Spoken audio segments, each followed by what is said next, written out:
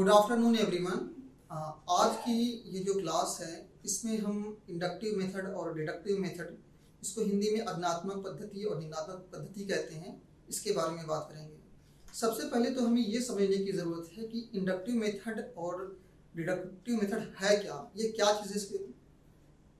Inductive method या deductive method है क्या, ये क्या चीज़ है। इंडक्टिव मेथड और डिडक्टिव मेथड एक्चुअली रिसर्च करने की दो पद्धतियां हैं, दो अलग अलग तरीके हैं।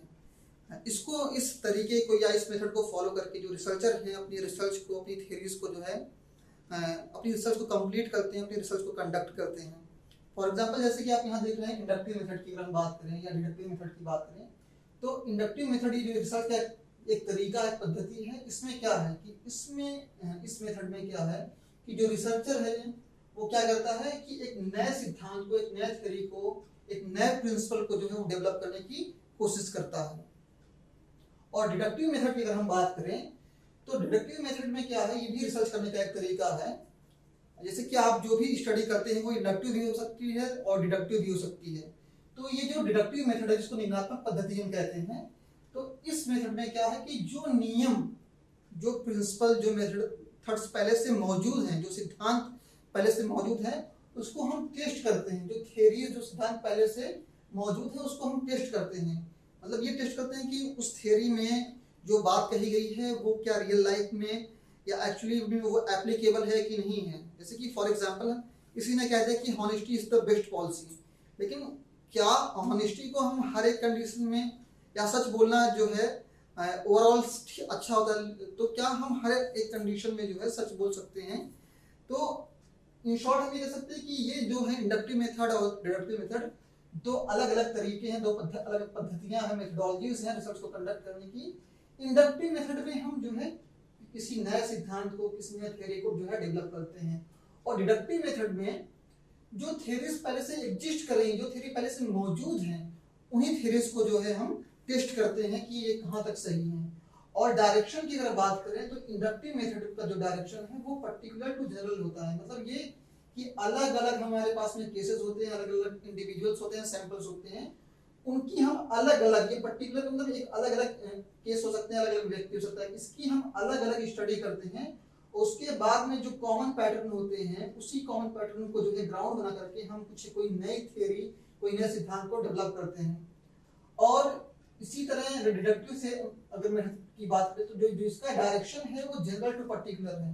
मतलब यहाँ पे एक ऑलरेडी आपके पास में एक जनरल थ्योरी है, एक सिद्धांत है, और इसको आप क्या कर रहे हैं कि अलग अलग लोगों के ऊपर में जो है आप जो है अप्लाई करके देख रहे हैं। फॉर एग्जांपल जैसे कि आप देखें कि जो है पिछले जो 2-3 साल है हमारे, कोविड से जो है पूरी दुनिया जो है एक तरह से बहुत ही बड़ी क्राइसिस थी हमारे सामने। और फिर बाद में जो है जो हमारे वैज्ञानिक हैं और भी जो कंट्रीज जो साइंटिस्ट, उन्होंने वैक्सीन को डेवलप किया। तो फॉर एग्जांपल जैसे कि कोविशील्ड एक वैक्सीन है, तो एक थ्योरी प्रपोज की गई कि कोविशील्ड जो है एक ऐसी मेडिसिन है या एक कह सकते हैं कि एक ऐसी दवा है जिसके जरिए से अगर आप उसका डोज लेते हैं तो फिर क्या है कि आप जो है आपको की बॉडी में जो इम्यूनिटी डेवलप हो जाएगी। तो ये तो दावा हो गया, तो क्लेम हो गया कोविशील्ड का। हमने क्या किया कि उस कोविशील्ड को, उस जनरल थ्योरी को, उस कॉन्सेप्ट को अलग अलग लोगों पर जो है पर्टिकुलर लोगों पर हमने उसको अप्लाई करके देखा।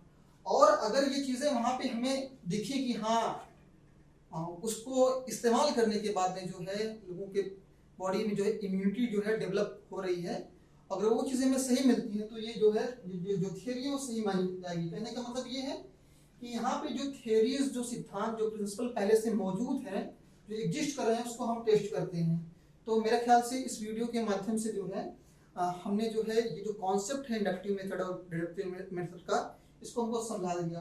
और अगर बात करें जो है एक्सपोनेंट की, तो पॉलिटिकल साइंस में जो है अरिस्टोटल जो है पहले कह सकते हैं सोशल साइंटिस्ट है जिन्होंने जो है इंडक्टिव मेथड को इस्तेमाल किया। और प्लेटो जो है एक ऐसे थिंकर है जिन्होंने सबसे पहले जो है इंडक्टिव मेथड को इस्तेमाल किया। और भी बहुत से थिंकर्स हैं पॉलिटिकल साइंस में जिन्होंने इंडक्टिव मेथड को इस्तेमाल किया। जैसे कि आप मैकियावली का एग्जाम्पल ले सकते हैं, मैकियावली ने जो है इंडक्टिव मेथड का इस्तेमाल किया। और भी थिंकर्स हैं, मतलब जो भी आप कह सकते हैं कि जो भी कोई रिसर्चर है, जब भी वो किसी थ्योरी को डेवलप करने की कोशिश करता है, कुछ कोई नए प्रिंसिपल को डेवलप करने की कोशिश करता है, तो वो आमतौर पे जो है वो इंडक्टिव मेथड का इस्तेमाल करता है।